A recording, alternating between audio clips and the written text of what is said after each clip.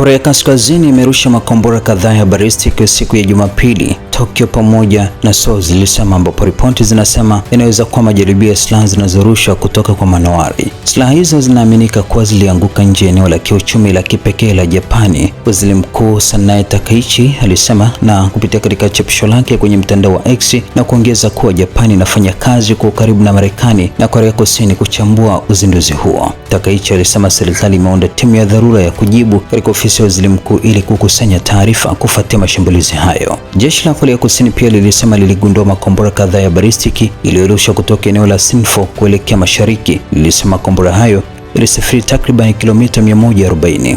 Jeshi la Korea Kusini linazingatia uwezekano kwamba uzinduzi wa hivi karibuni ulihusisha makombora ya balistiki yanayorushwa kutoka manowari. Vifaa vinavyohusiana na manowari vinajulikana kuwa vipo katika Sinpo. Pyongyang ilijaribu kurusha kombora la SLBM katika maji karibu na Sinpo mnamo Mei 2022.